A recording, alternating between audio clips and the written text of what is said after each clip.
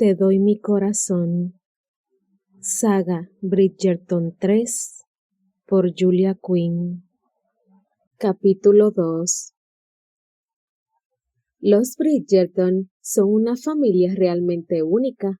Seguro que no hay nadie en Londres que no sepa que el parecido entre ellos es extraordinario, o que sus nombres siguen el orden alfabético. Anthony, Benedict, Colin, Daphne, Eloise, Francesca, Gregory y Hyacinth. Esto incita a pensar qué nombre habrían puesto el difunto vizconde y la vizcondesa viuda, aún muy viva, a su noveno hijo o hija si lo hubieran tenido. Imogen, Íñigo. Tal vez haya sido mejor que se detuvieran en 8. Revista de Sociedad de Lady Whistledown, 2 de junio de 1815. Benedict Bridgerton era el segundo de 8 hermanos, pero a veces tenía la impresión de que fueran 100. Ese baile en que tanto había insistido su madre tenía que ser de disfraces, por lo tanto, se había puesto obedientemente un antifaz negro, pero todos sabían quién era, o más bien, casi todos sabían. «¡Un Bridgerton!», exclamarían dando palmadas alegremente. «Tú tienes que ser un Bridgerton. Un Bridgerton. Soy capaz de reconocer a un Bridgerton donde sea». Benedict era un Bridgerton, sí, y si bien no había ninguna otra familia a la que deseara pertenecer, a veces deseaba que lo consideraran menos un Bridgerton y más él mismo. Justo cuando estaba pensando eso, pasó por su lado una mujer de edad algo indefinida disfrazada de pastora. «¡Un Bridgerton!», gorjeó. «Reconocería ese pelo castaño en cualquier parte. ¿Cuál eres?» «No, no lo digas. Déjame adivinar. No eres el vizconde porque acabo de verlo. Tienes que ser el número 2 o el número 3. Benedict la miró imperturbable. «¿Cuál eres? ¿El número 2 o el número 3? «El 2», dijo él entre dientes. Ella juntó las manos. «Eso fue lo que pensé. Ah, se lo tengo que contar a Portia. Le dije que eras el número 2». Benedict estuvo a punto de gruñir. «Pero ella dijo que no, que eras el menor, pero yo...». Benedict sintió la repentina necesidad de alejarse. O se alejaba, o mataba a esa boba gritona, y habiendo tantos testigos, ciertamente no saldría impune. «Si me disculpa», dijo él lisamente. «Veo a una persona con la que debo hablar». Era mentira, pero ¿qué importaba? Después de hacer una seca inclinación de cabeza ante la vieja pastora, caminó en línea recta hacia la puerta lateral del salón, ansioso por escapar de la multitud y esconderse en el estudio de su hermano, donde podría encontrar un poco de bendito silencio y tranquilidad, y tal vez una copa de buen coñac. «¡Benedict!». Condenación. Había estado a punto de lograr escapar. Levantó la vista y vio a su madre caminando a toda prisa hacia él. Llevaba un traje de estilo isabelino. Suponía que su intención había sido disfrazarse de un personaje de Shakespeare, pero por su vida que no tenía idea de cuál. «¿Qué puedo hacer por ti, madre?» «Y no me digas baila con Hermione Smith. La última vez que bailé con ella casi perdí 3 dedos de los pies». «No pensaba pedirte nada de ese tipo», contestó Violet. «Te iba a pedir que bailaras con Prudence Featherington». «Ten piedad, madre», gimió él. «Es peor aún». «No te pido que te cases con la muchachita, solo que bailes con ella». Benedict reprimió un gemido. Prudence Featherington, si bien era una persona simpática en esencia, tenía el cerebro del tamaño de un guisante, y una risa tan irritante que había visto a hombres adultos huir con las manos en los oídos. «Te diré que propuso él en tono halagador. Bailaré con Penélope Featherington si tú mantienes a raya, Prudence. Eso me va bien, dijo Violet asintiendo con aire fresco, causándole la deprimente sensación de que su intención había sido desde el principio hacerlo bailar con Penélope.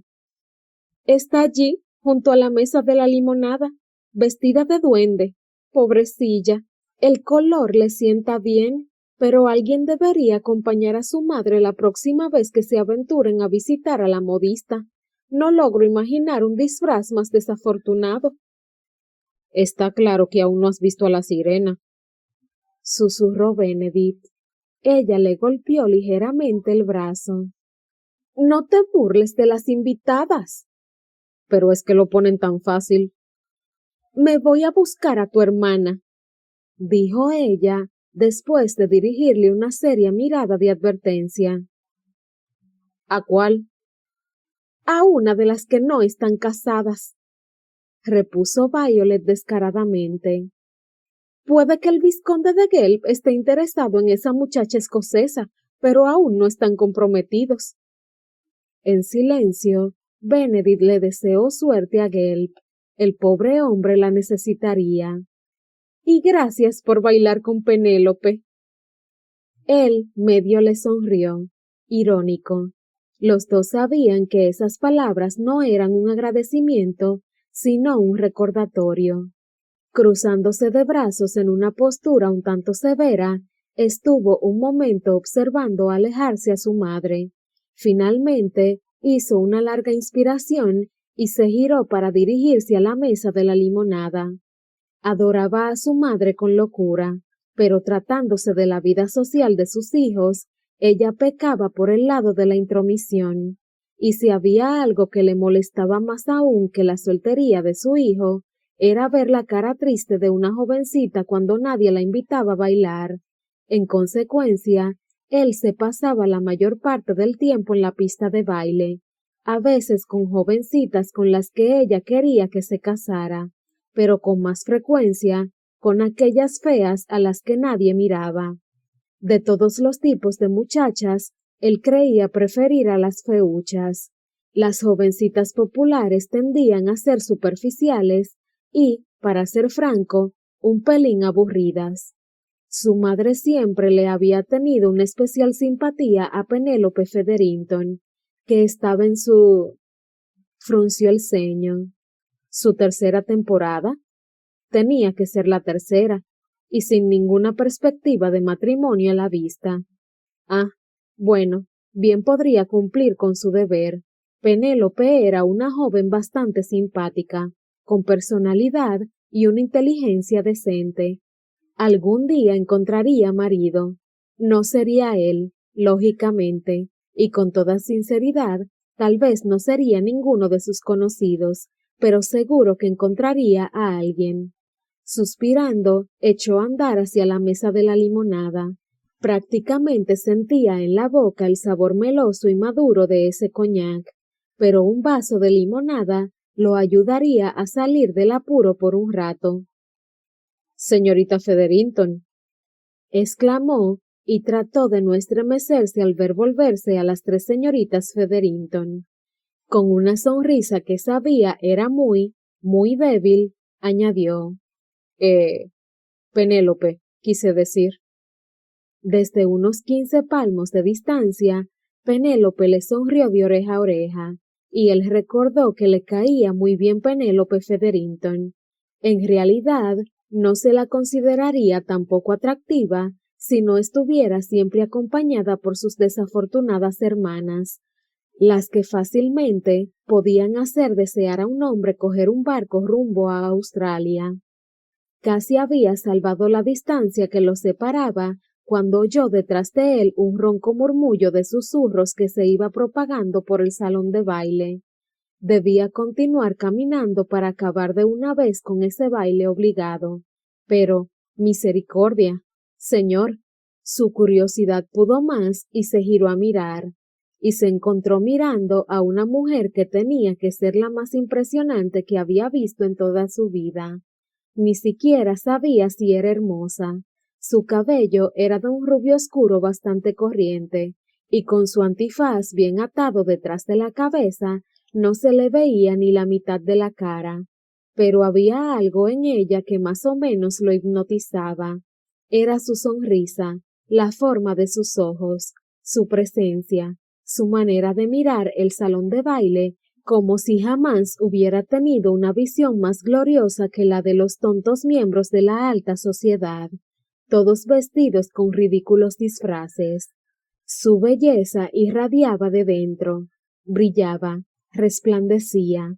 Era una mujer absolutamente radiante, y de pronto Benedict comprendió que eso se debía a que parecía condenadamente feliz, feliz de estar donde estaba, feliz de ser quien era, feliz de una manera que él escasamente recordaba.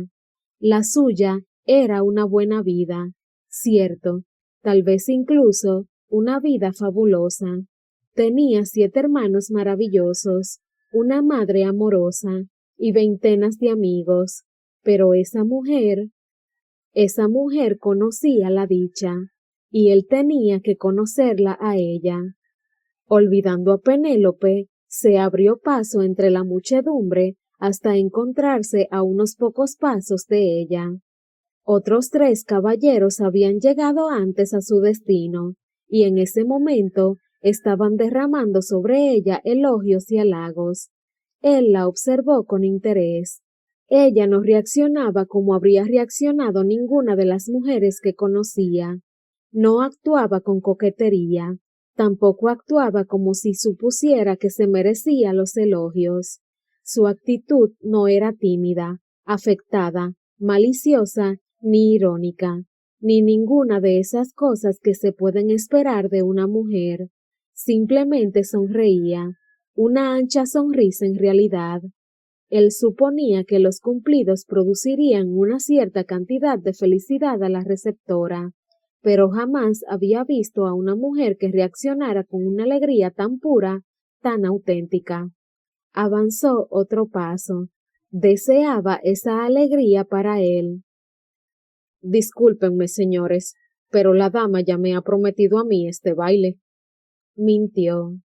Los agujeros del antifaz de ella eran bastante amplios, y él la vio agrandar los ojos y luego entrecerrarlos con unas arruguitas en las comisuras, como si se sintiera divertida.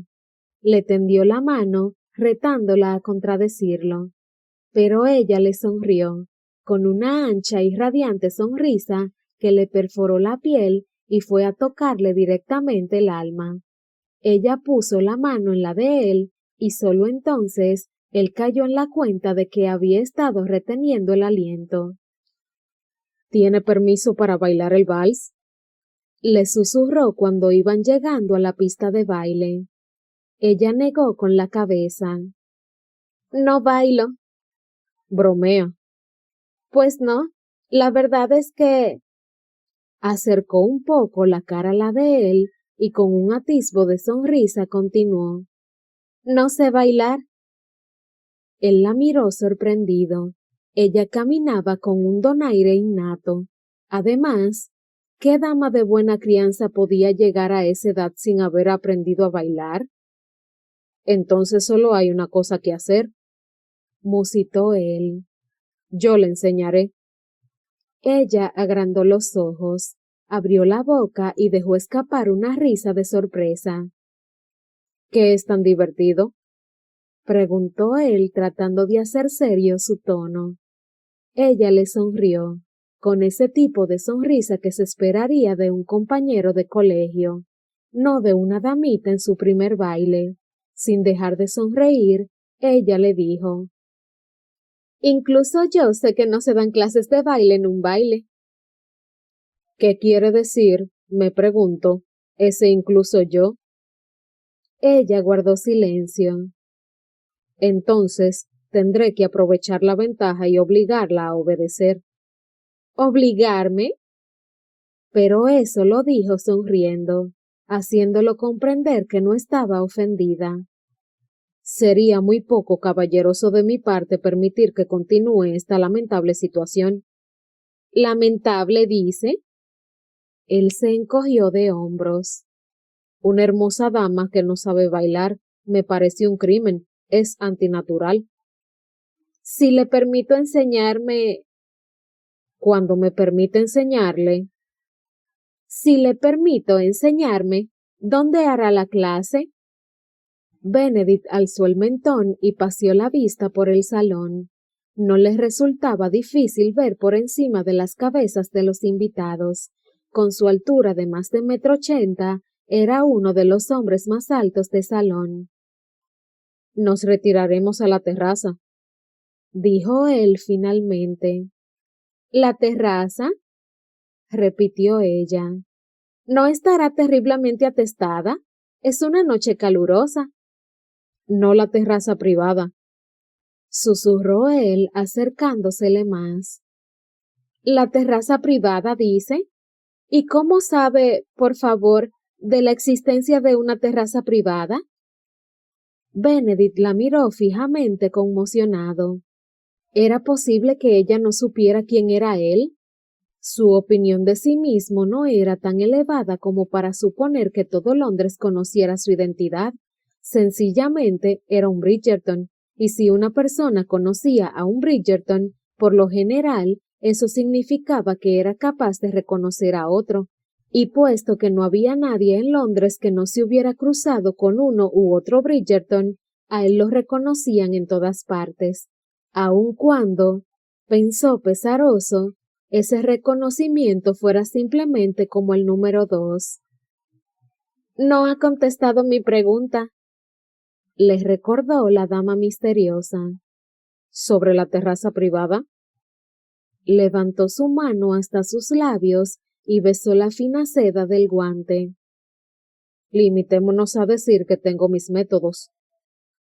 Ella pareció indecisa, de modo que le tironeó la mano, acercándola más, no más de 1 pulgada, pero en cierto modo tuvo la impresión de que ella estaba a solo la distancia de un beso. Vamos, dijo él. Baile conmigo. Ella avanzó un paso y en ese instante él supo que su vida había cambiado para siempre. Sophie no lo vio cuando entró en el salón, pero percibió magia en el aire, y cuando él apareció ante ella, como un príncipe encantado de un cuento de niños, sin saber cómo, tuvo la clara sensación de que él era el motivo de que ella se hubiera introducido furtivamente en ese baile. Era alto, y su rostro, lo que dejaba ver el antifaz, era muy hermoso. Unos labios que insinuaban ironía y sonrisas, y una piel tersa, muy ligeramente ensombrecida por una barba de un día. Su cabello era de un exquisito color castaño oscuro, al que la parpadeante luz de las velas daba unos visos rojizos. La gente parecía saber quién era. Observó que cuando él avanzaba, los invitados se hacían a un lado para dejarle paso, y cuando mintió tan descaradamente asegurando que ella había prometido ese baile, los demás hombres aceptaron y se apartaron.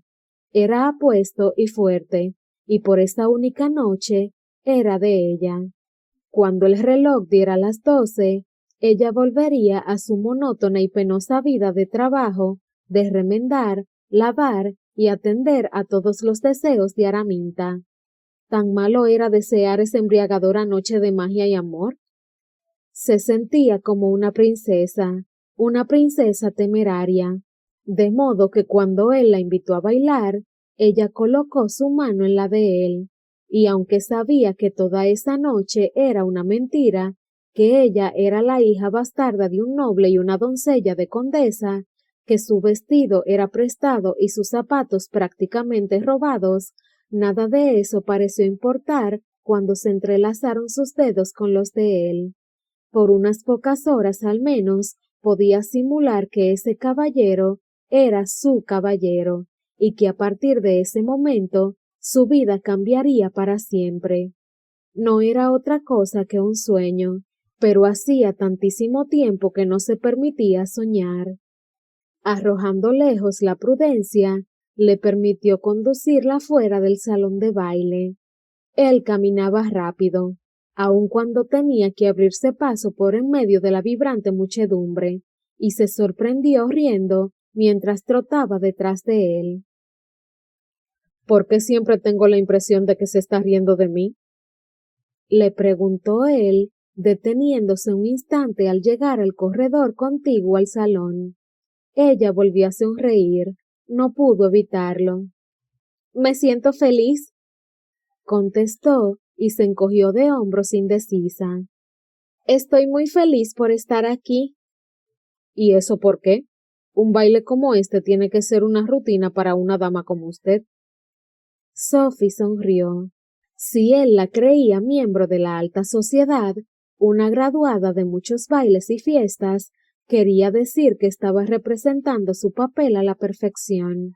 Él le tocó la comisura de la boca. Siempre está sonriendo, musitó. Me gusta sonreír. La mano de él encontró su cintura y la acercó más.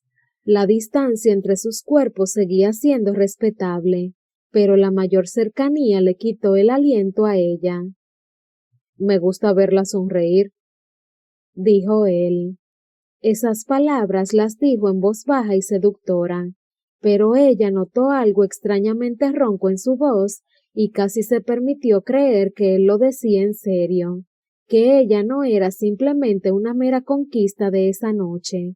Pero antes de que pudiera contestar, sonó una voz acusadora en la puerta que daba al salón. Ahí estás. A Sophie le dio un vuelco el estómago y le subió hasta la garganta. La habían descubierto, la arrojarían a la calle y al día siguiente tal vez la meterían en prisión por haber robado los zapatos de Araminta. Y el hombre que había hablado ya estaba a su lado y le estaba diciendo a su misterioso caballero: Madre te anda buscando por todas partes. Te escabulliste de tu baile con Penélope y yo tuve que ocupar tu lugar. Lo siento, musitó su caballero.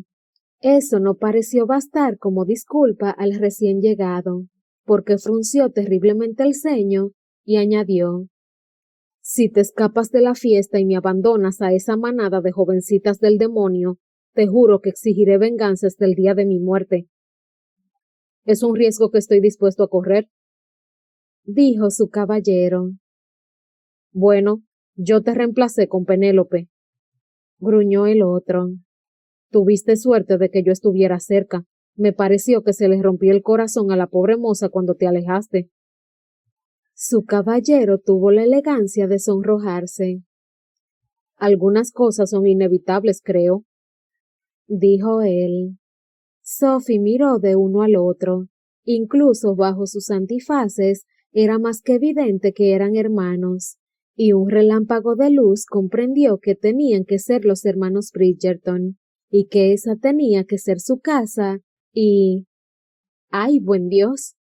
Había hecho un ridículo total al preguntarle cómo sabía de la existencia de una terraza privada. Pero, ¿qué hermano era?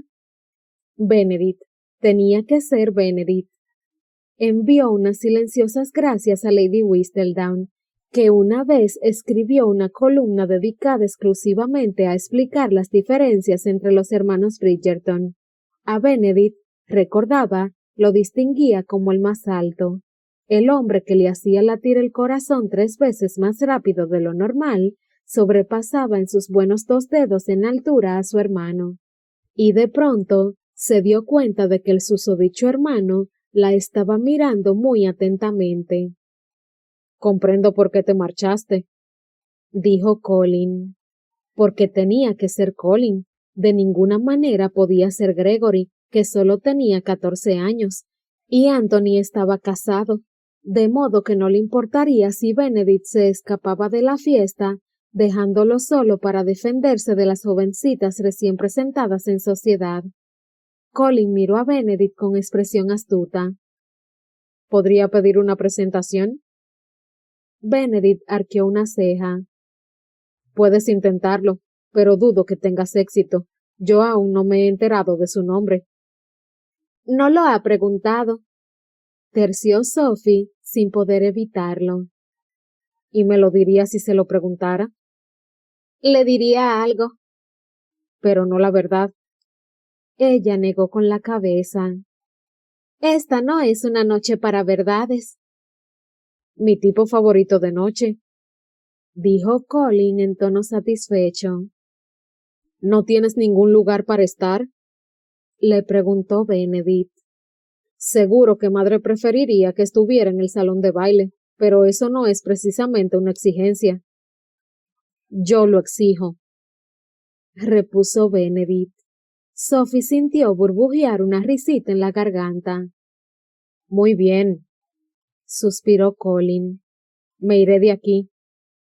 Excelente, dijo Benedict. Todo solo para enfrentar a las lobas. ¿Lobas? repitió Sophie.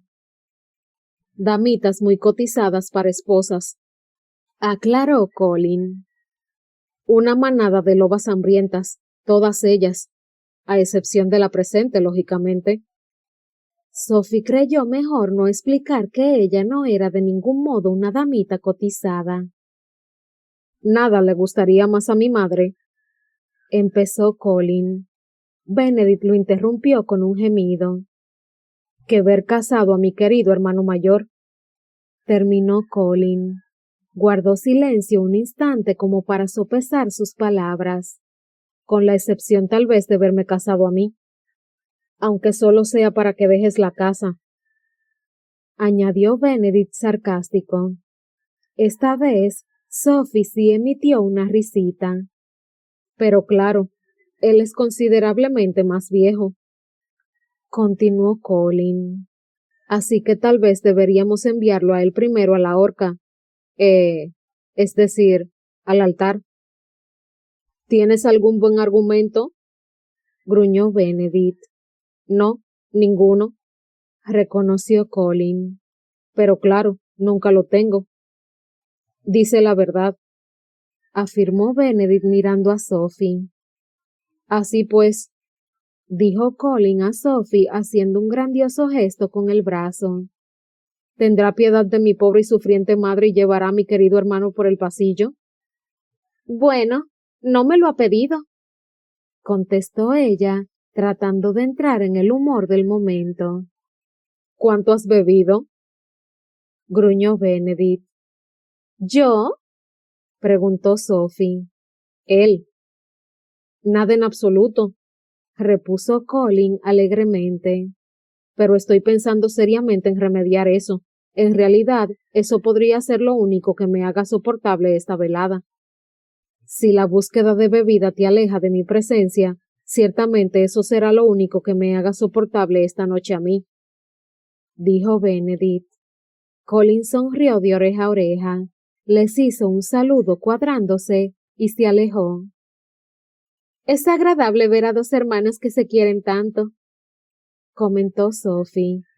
Benedict, que estaba mirando con expresión amenazadora hacia la puerta por donde acababa de desaparecer su hermano, volvió bruscamente la atención hacia ella. ¿A eso le llamas quererse? Sophie pensó en Rosamond y en Posy, que vivían insultándose y no en broma. Sí, afirmó. Es evidente que usted daría su vida por él, y él por usted. Supongo que tienes razón, dijo él con un suspiro de hastío, y luego estropeó el efecto sonriendo. Por mucho que me duela reconocerlo. Apoyó la espalda en la pared y se cruzó de brazos, adoptando un aspecto terriblemente sofisticado y educado. Dígame entonces, ¿tiene hermanos? Sophie reflexionó un momento y luego contestó decidida. No. Él alzó una ceja en un arco extrañamente arrogante y la dio ligeramente la cabeza. Encuentro bastante curioso que haya tardado tanto en decidir la respuesta a esa pregunta. Yo diría que tendría que ser muy fácil encontrar la respuesta. Sophie desvió la mirada un momento. No quería que él viera la pena que, sin duda, se reflejaría en sus ojos. Siempre había deseado tener una familia. En realidad, no había nada en la vida que hubiera deseado más. Su padre jamás la reconoció como a su hija, ni siquiera en la intimidad, y su madre murió al nacer ella. Araminta la trataba como a la peste, y ciertamente Rosamond y Posy jamás habían sido hermanas para ella. De tanto en tanto, Posy se portaba como una amiga, pero incluso ella se pasaba la mayor parte del día pidiéndole que le remendara un vestido, le arreglara el pelo o le limpiara los zapatos. Y dicha sea la verdad, aun cuando Posy le pedía las cosas, no se las ordenaba como hacían su madre y su hermana, ella no tenía precisamente la opción de negarse. Soy hija única, dijo ella finalmente. Y eso es todo lo que va a decir sobre el tema, musitó Benedict. Y eso es todo lo que voy a decir sobre el tema, convinó ella. Muy bien, dijo él sonriendo con esa perezosa sonrisa masculina. ¿Qué me está permitido preguntar entonces? La verdad, nada. ¿Nada de nada? Supongo que podría sentirme inducida a decirle que mi color preferido es el verde, pero aparte de eso no le daré ninguna pista sobre mi identidad. ¿Por qué tantos secretos? Si contestara eso, repuso ella con una sonrisa enigmática, realmente entusiasmada con su papel de misteriosa desconocida. Eso sería el fin de mis secretos, ¿verdad? Él se le acercó muy ligeramente. Siempre podría crearse más secretos. Sophie retrocedió un paso. La mirada de él se había tornado ardiente, y ella había oído bastantes conversaciones en el cuarto de los criados para saber qué significaba eso. Por emocionante que fuera eso, no era tan osada como simulaba ser. Toda esta velada ya es suficiente secreto, dijo ella. Entonces pregúnteme algo. Yo no tengo ningún secreto. Ella agrandó los ojos. ¿Ninguno? ¿De veras? ¿No tiene secretos todo el mundo? Yo no. Mi vida es absolutamente vulgar. Pues sí que me cuesta creer eso. Es cierto, dijo él encogiéndose de hombros. Jamás he seducido a un inocente, y ni siquiera a una mujer casada. No tengo deudas de juego y mis padres eran absolutamente fieles entre ellos. Lo cual quería decir que no era un hijo bastardo, pensó ella. Al pensar eso, se le formó un nudo en la garganta, y no porque él fuera legítimo, no, sino porque comprendió que él jamás la buscaría a ella, al menos no de la manera honorable si llegaba a enterarse de que ella no lo era. No me ha hecho ninguna pregunta, le recordó él. Ella pestañeó sorprendida. No se le había ocurrido que hablara en serio. Muy bien. Medio tartamudeó, cogida con la guardia baja. ¿Cuál es su color preferido? ¿Y va a desperdiciar su pregunta con eso? Sonrió él. ¿Solo puedo hacer una pregunta? Más que justo, puesto que usted no me concede ninguna. Acercó más la cara con sus ojos brillantes. Y la respuesta es el azul. ¿Por qué? ¿Por qué? Repitió él. Sí, ¿por qué? ¿Por el mar? ¿Por el cielo? ¿O tal vez porque sencillamente le gusta? Benedict la miró con curiosidad. Sí que era una pregunta muy rara esa, porque su color preferido era el azul. Cualquier otra persona habría aceptado la respuesta azul y ya está. Pero esa mujer, cuyo nombre aún ignoraba, quería ahondar más, pasar de los cuales a los porqués. ¿Es pintora? Le preguntó. Ella negó con la cabeza. Solo curiosa. ¿Por qué su color preferido es el verde? Ella suspiró y en sus ojos brilló la nostalgia. La hierba, supongo, y tal vez las hojas de los árboles, pero principalmente la hierba, la sensación que produce cuando una corre descalza en verano, el olor que despide después de que los jardineros la han recortado dejando la pareja con sus gadañas. ¿Qué tiene que ver el olor y la sensación que produce la hierba con el color? Nada, supongo, y a la vez todo. Verá, yo vivía en el campo. Se interrumpió bruscamente. No había sido su intención decirle ni siquiera eso. Pero bueno, ¿qué mal podía haber en que él supiera ese detalle inocente? ¿Y era más feliz allí? Preguntó él dulcemente.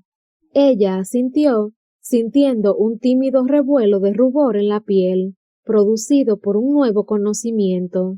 Seguro que Lady Whistledown nunca había tenido una conversación con Benedict Bridgerton acerca de cosas más profundas, porque jamás había escrito que él era el hombre más perspicaz de todo Londres. Cuando él la miraba a los ojos, tenía la curiosa sensación de que le veía hasta el alma. Entonces debe de gustarle pasear por el parque, dijo él. Sí, mintió ella. Jamás tenía tiempo para ir al parque. Araminta ni siquiera le daba un día libre como a los demás criados. Tendremos que hacer un paseo juntos, dijo él. Sophie evadió la respuesta recordándole. Aún no me ha dicho por qué el azul es su color preferido.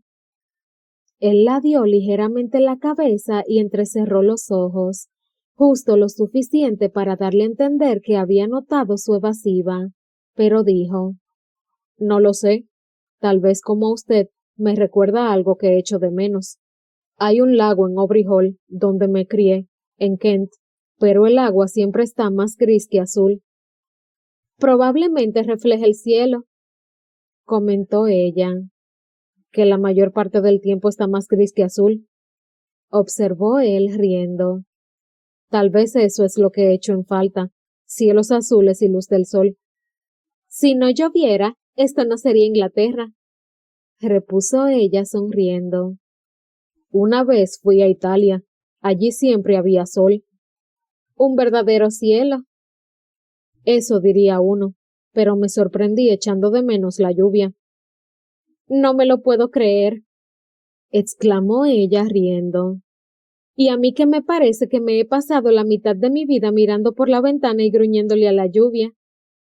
Si no hubiera lluvia, la echaría de menos. Sophie se puso pensativa. ¿Había cosas en su vida que echaría de menos si desaparecieran? No echaría de menos a Araminta, eso seguro, y tampoco a Rosamond. Tal vez echaría de menos a Posy, y ciertamente echaría de menos el sol que entraba por la ventana de su cuarto del ático por las mañanas. Echaría de menos las risas y las bromas de los criados, y que de tanto en tanto la incluyeran en la diversión, aun sabiendo que era la hija bastarda del difunto conde. Pero no iba a echar en falta esas cosas, ni siquiera tendría la oportunidad de echarlas de menos, porque no iba a irse a ninguna parte. Después de esa noche, de esa increíble, maravillosa y mágica noche, volvería a su vida de siempre.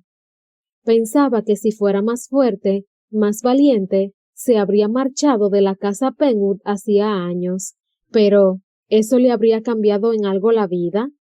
Bien, no le gustaba vivir con Araminta, pero marcharse no mejoraría su vida. Tal vez le habría gustado ser una institutriz, y sin duda estaba bien cualificada para ese trabajo, pero esos empleos eran escasos para mujeres sin recomendaciones, y estaba clarísimo que Araminta no le daría ninguna. Está muy callada, dijo Benedict dulcemente. Estaba pensando. ¿En qué? En lo que echaría de menos o no echaría de menos si mi vida cambiara drásticamente. La mirada de él se intensificó. ¿Y supone que va a cambiar drásticamente? Ella negó con la cabeza y trató de eliminar la tristeza de su voz al contestar. No. ¿Y desea que cambie? Dijo él en voz muy baja, casi en un susurro. Sí. Suspiró ella y añadió sin poder contenerse. Oh, sí. Él le cogió las manos, las llevó hasta sus labios y le besó suavemente cada una. Entonces, comenzaremos inmediatamente, prometió él. Y mañana estará transformada. Esta noche estoy transformada, susurró ella. Mañana ya habré desaparecido. Benedict la atrajo hacia él y depositó el más suavísimo y fugaz beso en su frente. Entonces, tendremos que envolver toda una vida en esta noche,